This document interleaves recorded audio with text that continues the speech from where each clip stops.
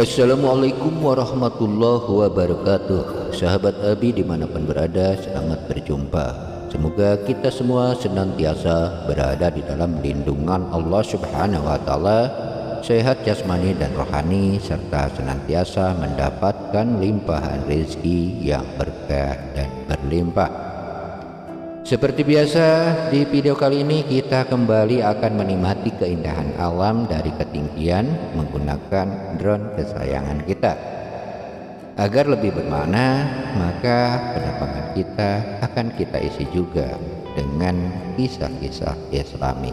Seperti halnya pada kesempatan hari ini ya, kita akan sampaikan 10 tanda besar hari kiamat. Semoga apa yang disampaikan ini bisa menambah keimanan dan semakin memperkuat dan memperkokoh agama kita. Baiklah, kita mulai saja.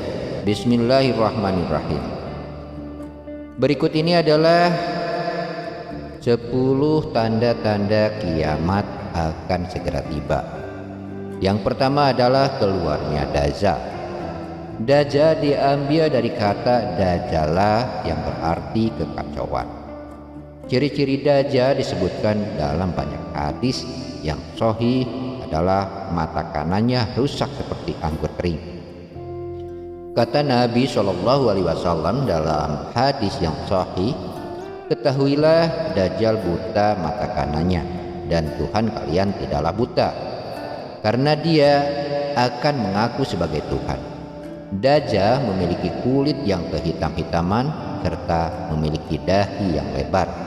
Setiap orang yang beriman bisa membaca di dahinya tertulis 3 huruf Kaf, Fa, dan Ro.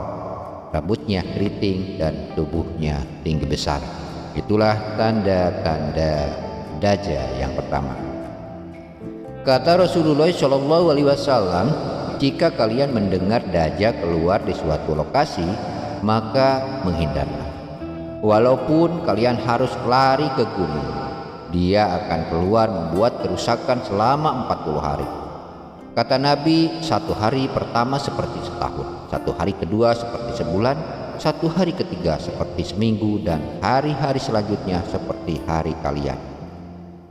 Dia akan keliling ke seluruh penjuru bumi, tidak tertinggal seluruh lorong kecuali kota Makkah dan Madinah. Karena di setiap pintu gerbang Makkah, Madinah, malaikat menghunuskan pedangnya dan menghalau Dajjal sehingga Dajjal tidak bisa masuk ke kedua kota tersebut. Pada saat Dajjal tiba di kota Palestina, di waktu yang bersamaan di kota Madinah berkecamuk, seluruh kaum muslimin bersepakat mau keluar untuk mengejar Dajjal dan membunuhnya. Keluarlah dari kota Madinah satu orang yang namanya seperti nama Nabi Muhammad bin Abdillah, dan dia dari keturunan Nabi SAW juga, dan orang ini punya julukan Mahdi, dikenal dengan Imam Mahdi. Inilah tanda-tanda kiamat yang keduanya. Pada saat dia tiba di Mekah dan dibaiatlah Imam Mahdi oleh banyak kaum muslimin, tidak disebutkan jumlah pasukannya, maka terbentuklah pasukan jihad yang mengejar Dajjal menuju ke Palestina. Lalu keluarlah tanda-tanda kiamat yang ketiga, yaitu langsung berentetan, yaitu saat pasukan Imam Mahdi dengan pasukan jihad itu tiba di Darul Baida. Hadis yang menyebutkan di menara itu atau di masjid itu Imam Mahdi mampir sholat asar bersama pasukannya. Dikatakan Isa alaihissalam akan turun sambil memegang kedua sayapnya malaikat, dan dari rambutnya yang basah meneteskan air. Maka dia pun turun dan dia masuk, dan orang-orang pada saat itu mengenalnya bahwa dia adalah Nabi Isa. Lalu sholatlah mereka dan melanjutkan perjalanan ke Palestina. Ringkasnya, Nabi Isa tiba dan pasukan mujahidin di pintu gerbang Babulut. Dajjal mengatakan, bukakanlah pintu gerbang mereka, tidak akan mampu melawan kita. Dengan sombongnya Dajjal memerintahkan pasukannya. Maka Dajjal dengan sombongnya menunggu di depan pintu gerbang. Pada saat dibuka, Dajjal kaget melihat ada Isa alaihissalam, dan saat itu kata Nabi, Dajjal paham kalau sudah tiba ajalnya. Begitu dia melihat Isa, Dajjal lari dan badannya sambil meleleh di depan para pengikutnya. Pada saat Dajjal mati, pengikutnya ketakutan semua dan mereka bersembunyi di bawah pohon dan di bawah batu. Dan pada waktu itu pohon dan batu itu akan memberikan penjelasan serta akan berseru kepada setiap muslim, "Hai muslim, ini orang Yahudi, bunuhlah." Maka dibunuhlah mereka pada saat itu.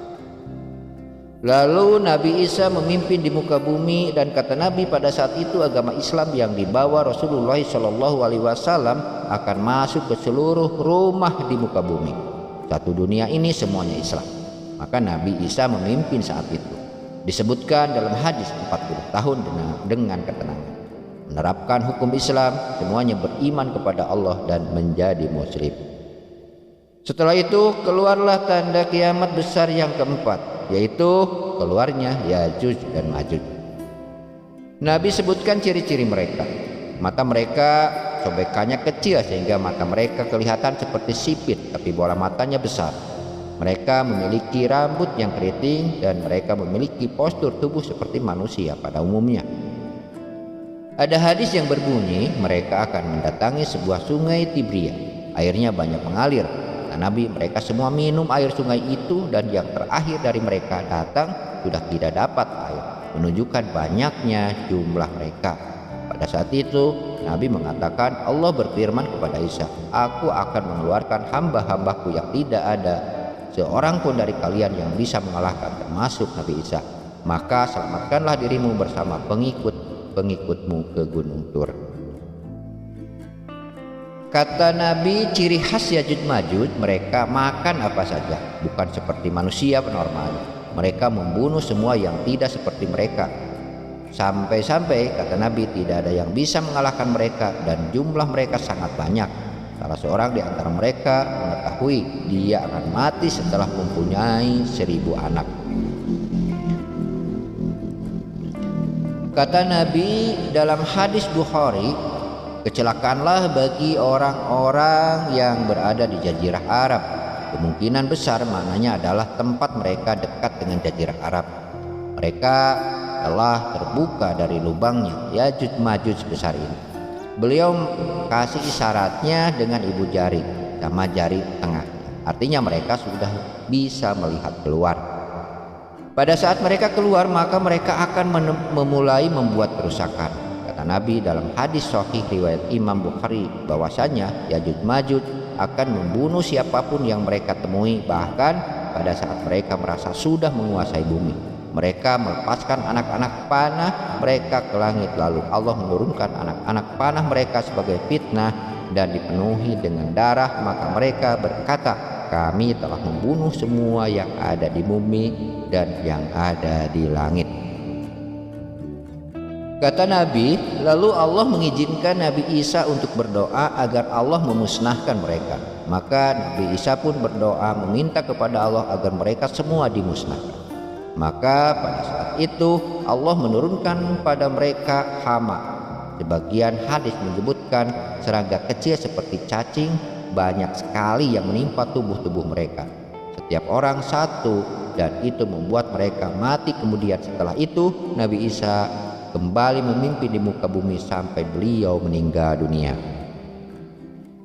Setelah Nabi Isa meninggal, kembali lagi sebagian besar manusia berbuat kekufuran. Maka Allah keluarkan tanda-tanda besar kiamat yang kelima, yaitu keluarnya binatang melata. Binatang ini disebutkan dalam hadis riwayat Bukhari bahwasanya Allah akan keluarkan, tapi tidak disebutkan dari bumi mana dia akan keluar. Akan keluar hewan melata yang bisa berbicara seperti manusia dan badannya dipenuhi dengan bulu. Kemudian dia datangi orang-orang yang kufur tersebut dan menasihati dan mengingatkan mereka yang tidak mau beriman. Dalam hadis disebutkan orang tersebut diberikan cap oleh hewan tersebut sehingga ketahuan mana yang kafir dan mana yang beriman. Terus dia keliling di bumi, tapi tidak disebutkan berapa lama, lalu Allah menyiapkan hidabah ini. Lalu keluar tanda-tanda besar kiamat yang ke-6, 7, 8. Itu berentetan semua, yaitu longsor besar di timur. Sebagian ulama hadis mengatakan bagian Asia, di mana letaknya Allahu a'lam. Di barat, bagian Afrika dan seterusnya, dan di Jazirah Arab terjadi serentak. Kemudian terjadi tanda besar kiamat yang ke-9, yaitu keluarnya api dari kota Aden atau Yaman. Hadis menjelaskan masalah api yang keluar ini, api yang bisa menghalau manusia untuk jalan karena panasnya. Sebagian riwayat menjelaskan api tersebut akan berdiri seperti gunung yang besar dan dari seluruh pelosok dunia bisa terlihat, yang akhirnya akan menggiring atau menghalangi manusia untuk jalan. Wallahu a'lam. Kapan itu akan terjadi? Dan yang terakhir, tanda besar ke-10 sebelum ditiupnya sangkakala adalah terbitnya matahari dari tempat terbenamnya, yaitu sebelah barat. Makanya kata Nabi, taubat akan diterima sebelum matahari terbit dari tempat tenggelamnya. Sebagian ulama memasukkan tanda-tanda kiamat kecil, ada yang memasukkan tanda kiamat besar. Ada dua hal. Yang pertama, keluarnya dusu kusbatain, ada orang keluar dari negeri Habasah dikenal dengan Duskuwata, artinya betis, diberi julukan Duskuwata karena betisnya sangat kecil. Orang ini kata Nabi akan menghancurkan Ka'bah.